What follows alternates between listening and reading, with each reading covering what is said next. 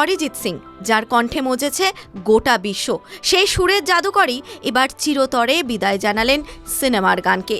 ফেম গুরুকুল থেকে শুরু হওয়া এক সাধারণ তরুণের এই অসাধারণ জয়যাত্রা আজ সাফল্যের এক শিখরে দাঁড়িয়ে, যেখান থেকে সরে যাওয়ার সিদ্ধান্ত নেওয়াও কিন্তু সহজের কাজ নয়।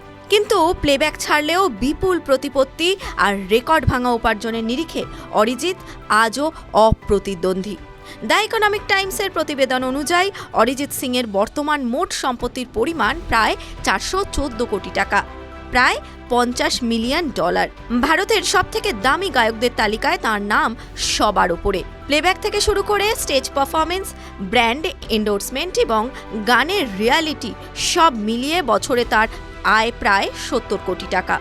অরিজিতের জনপ্রিয়তা এমন পর্যায়ে যে একটি গান গাওয়ার জন্য তিনি অন্তত 8 থেকে 10 লক্ষ টাকা নেন। কোনো বড় প্রজেক্টের ক্ষেত্রে এই অঙ্ক কিন্তু আরও বেড়ে যায়। তবে তার আয়ের প্রধান উৎস হল লাইভ কনসার্ট। সঙ্গীত পরিচালক মন্টি শর্মার এক সাক্ষাৎকার অনুযায়ী অরিজিৎ একটি পারফরমেন্সের জন্য প্রায় 2 কোটি টাকা নেন। অন্য কিছু সূত্রের দাবি 2 ঘন্টার একটি পূর্ণাঙ্গ লাইভ কনসার্টের জন্য তার পারিশ্রমিক পৌঁছায় প্রায় 14 কোটি টাকায়। মুম্বাইয়ের ভার্সোভা এলাকায় একটি বহুতলে অরিজিতের 4টি ফ্ল্যাট রয়েছে, যার প্রতিটির বাজার মূল্য প্রায় 9 কোটি টাকা। তার গ্যারেজে রয়েছে দামি গাড়ির সম্ভার, প্রায় 2 থেকে 4 কোটি টাকার রেঞ্জ রোভার ভ্লগ রয়েছে। এছাড়াও রয়েছে হামার, H3 এবং মার্সিডিজ বেঞ্জের মতো নামি গাড়ি। 1987 সালে জন্মানো এই শিল্পী আশিকি 2 ছবির তুম হি হো দিয়ে রাতারাতি পরিচিতি পান। প্রায় 1 দশকের কেরিয়ারে হিন্দি, বাংলা, মারাঠি ও তেলুগু মিলিয়ে 300-র বেশি গান তিনি গেয়েছেন।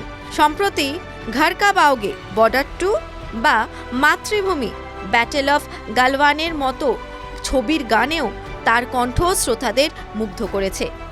2 বার জাতীয় পুরস্কার জয়ী এই গায়ক তার অবসরের বার্তায় লিখেছেন, আমি প্লেব্যাক গায়ক হিসাবে আর কোনো নতুন কাজ নিচ্ছি না।